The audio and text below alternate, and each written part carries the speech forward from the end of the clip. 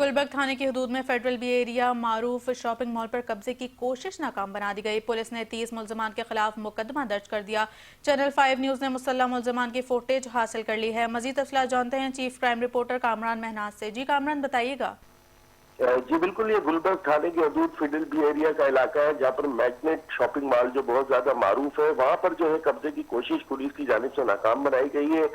مقدمہ بھی درج کر لیا گیا ہے تقریباً 30 افراد کے خلاف، جس میں چند نامزد ملزمان ہیں، جس میں کاشف، ذیشان، ناصر اور محسن کے نام لیے جا رہے ہیں۔ مقدمہ جو ہے شاپنگ مال کے مالک جو اس مقدمے کے مدعی ہے ارشد انصاری، ان کی مدعیت میں درج کیا گیا ہے۔ ان کا موقف یہ ہے اور ایف آئی آر کا متن بھی یہی ہے کہ ان کی جانب سے بتایا گیا ہے کہ مسلح ملزمان جو ہے وہ داخل ہوئے تھے ان کے شاپنگ مال کے اندر، اور ان کو جو ہے شاپنگ مال سے نکالنے کی کوشش کر رہے تھے، اور انہوں نے پولیس کو اطلاع دی اور پولیس موقع پہ پہنچی، اور پھر اس کے بعد جب وہ ملزمان فرار ہو گئے اور یہ مقدمہ درج کر لیا گیا ہے۔ اس حوالے سے جو سی سی ٹی وی فوٹیج ہے وہ بھی سامنے آئی ہے۔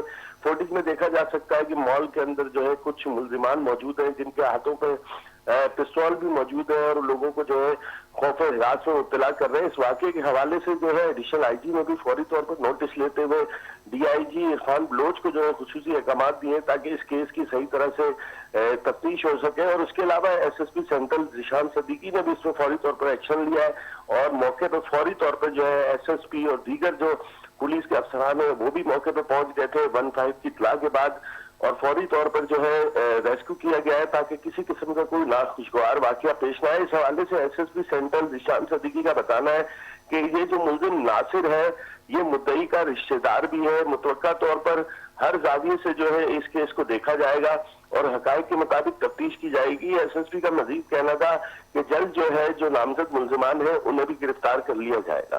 جی، chief crime reporter Kamran Mahnaz ہمیں اپڈیٹ کر رہے تھے، آپ کا بہت شکریہ۔